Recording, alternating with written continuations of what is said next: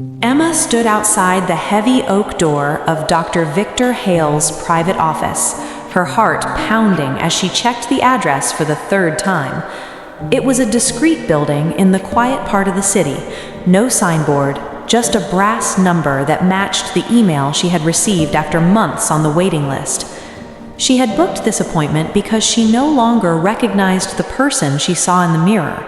32 years old, successful marketing executive, perfect life on paper, but inside she felt hollow, trapped in a role she had been playing since childhood. The online reviews whispered about Dr. Hale's unconventional therapy, how he didn't just listen but transformed people, unlocked doors inside the mind that no one else could open.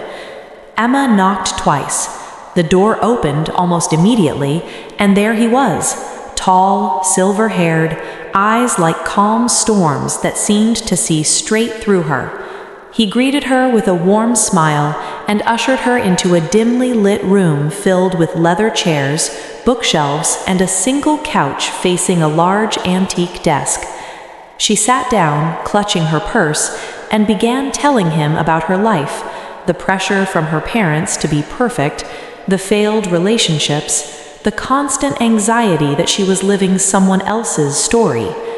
Dr. Hale listened without interruption, nodding occasionally, his voice smooth and reassuring when he finally spoke, asking gentle questions that made her open up more than she ever had.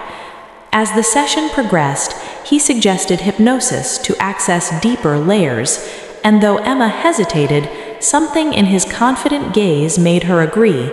She lay back on the couch, his voice guiding her into relaxation, counting backwards, deeper and deeper, until the room faded and she felt weightless.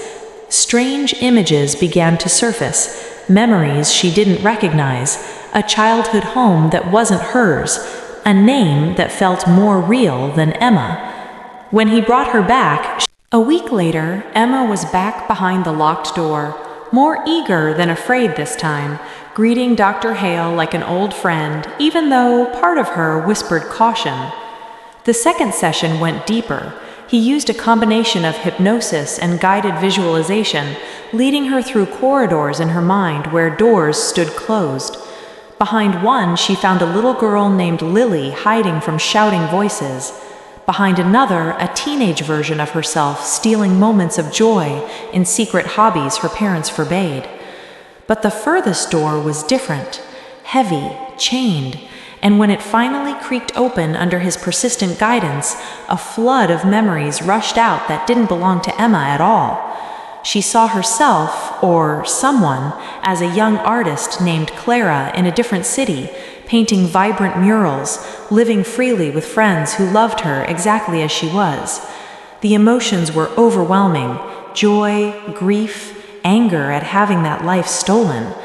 Dr. Hale's voice remained steady, telling her that sometimes trauma or protective mechanisms bury the real self so deeply that a new identity forms like armor, and Emma was that armor built over Clara. Tears streamed down her face as pieces clicked into place. Why success always felt empty, why relationships failed, why she had always been drawn to art but never pursued it. When the session ended and she surfaced, the world had shifted permanently. Dr. Hale handed her a sketchbook he said she had left behind in a previous life. No, that didn't make sense.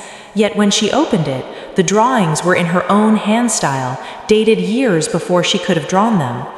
Confusion turned to acceptance as the days passed.